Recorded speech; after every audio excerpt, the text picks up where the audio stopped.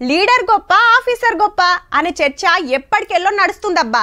Public కోట్లతోటి పవర్లకు వచ్చినోడు leader, పరీక్షలు రాసి జాబు కొట్టినోడు ఆఫీసర్.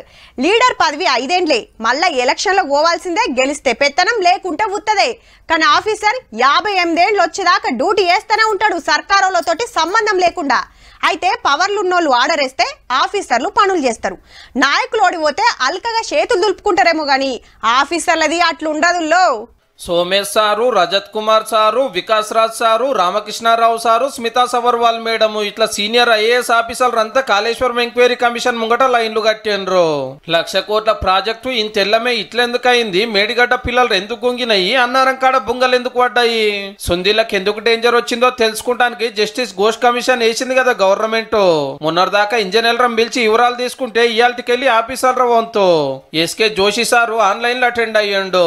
సారు సర్కార్ పెద్ద ఆఫీసర్ ఉండగానే కాళేశ్వరానికి సంబంధించిన ముఖ్యమైన నిర్ణయాలు జరిగినాయి. రిటైర్ అయినాక కూడా ప్రాజెక్టుల శాఖ పెద్ద ఆఫీసర్ ఉన్నాడు. సోమేష్ కుమార్ సార్ కూడా అదే డ్యూటీ చేసిండు కొన్ని వద్దులు. స్మితా సబర్వాల్ మేడం 9 ఏళ్లు సీఎం సార్ ఆఫీసులో పనిచేసింది. అప్పుడప్పుడు గాలి మోటార్ వేసుకొని పోయి కాళేశ్వరం పనులు అరుచుకొని వస్తుండే. ప్రాజెక్టుల పెద్ద ఆఫీసర్ రజత్ కుమార్ సార్ వాళ్ళ బిడ్డలగ్గము ఫలక్నామా ప్యాలెస్ లో అయితే కాంట్రాక్టర్ పైసలు ఇచ్చిందని పెద్ద లొల్లే నడిచింది అప్పట్లో. బ్యాంకులతోటి మాట్లాడి లోన్లు తెచ్చుడు, కాంట్రాక్టర్లకు బిల్లులు ఇచ్చుడు. పైసల శాఖ ఆఫీసర్లు రామకృష్ణ రావు, నాగిరెడ్డి సార్ చూసుకున్నారు కాబట్టి వాళ్ళం కూడా పిలిచిండ్రు. కమిషన్ అడిగిన వివరాలు చెప్తే ఇదే మాట అఫిడవిట్ పేపర్ మీద రాసి పంపుతున్నారట. 10 మంది ఆఫీసర్లకు నోటీసులు పంపితే ఒకళ్ళెంకొకరు వస్తున్నారు అన్నట్టు. అట్లనే కరెంటు శాఖ ఆఫీసర్ రఘు సార్ వచ్చి మొత్తం కంప్యూటర్ చూపించిండు.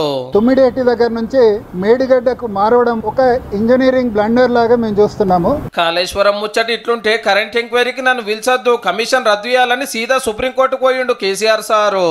ఇయాలనే విచారణ జరిగేది ఉండే గానీ రేపటికి వాయిదా పడ్డది. మాత్రం కరెంటు ఉన్నందుకు దెబ్బ పవర్ ప్రాజెక్టులు కట్టే పనులు చాలు చేసినందుకు 81,000 కోట్ల అప్పయింది అనేది కేసు. దీని మీద జస్టిస్ నరసింహారెడ్డి కమిషన్ ఎంక్వైరీ చేస్తుంది.